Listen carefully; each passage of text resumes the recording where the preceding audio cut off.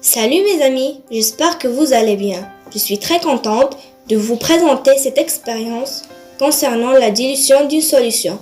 Dans cette expérience, on va apprendre à diluer une solution et enfin, on va donner une définition de la dilution d'une solution. Alors, vas-y à l'expérience. Ici, on a deux jus. Un jus de citron et un jus d'orange. Si on veut goûter les deux jus, on va trouver que le jus de citron est plus acide que le jus d'orange. Alors, le sens de goût nous a aidé à comparer qui est le plus acide et le moins acide. Et comme vous savez que les acides est dangereux, donc cette expérience est déconseillée. Est-ce qu'il y a une autre méthode pour comparer entre deux solutions? Ce jus de citron est très acide. Qu'est-ce qu'on doit faire pour qu'elle devienne moins acide? Alors, on va ajouter une quantité de citron à l'eau.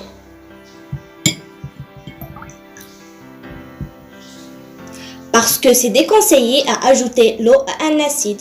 Et maintenant, qui est le moins acide et le plus acide? Bien sûr que le jus numéro 2 est moins acide, car l'acidité a diminué. Cette opération est appelée la dilution.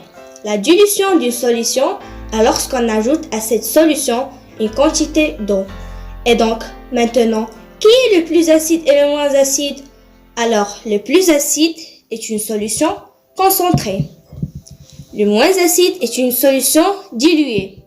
Lors de la dilution, est-ce que l'acidité augmente ou diminue? Bien sûr, elle va diminuer. Et le pH, comment se change? Ça qu'on va voir dans la deuxième partie. Salut mes amis, aujourd'hui je vais présenter la deuxième partie de la vidéo précédente concernant la dilution d'une solution d'acide. Maintenant, je vais réaliser avec vous l'expérience. Comme vous voyez ici, on a deux récipients, un qui contient une solution de chlorure d'hydrogène et l'autre qui contient l'eau distillée. On a aussi un pH mètre et une pipette. D'abord, on doit mesurer le pH de l'acide chlorhydrique, bien sûr en utilisant le pH mètre.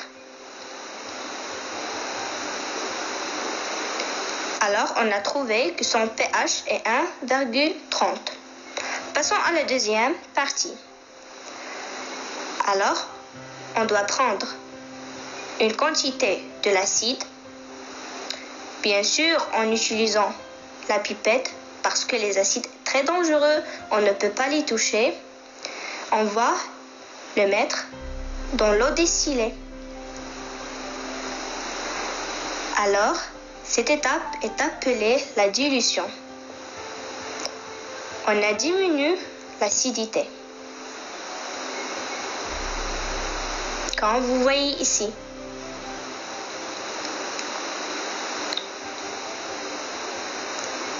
Alors, on a obtenu une solution d'acide dilué.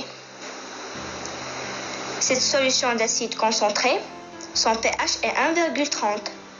Et dans la solution d'acide dilué, quel est son pH? Maintenant, on va répondre à cette question. Bien sûr, on va mesurer le pH de cette solution d'acide dilué en utilisant le pH mètre. Alors, son pH mètre est 6,14. Quand l'acidité diminue, est-ce que le pH diminue ou augmente? Bien sûr, elle va augmenter. Comme vous voyez ici,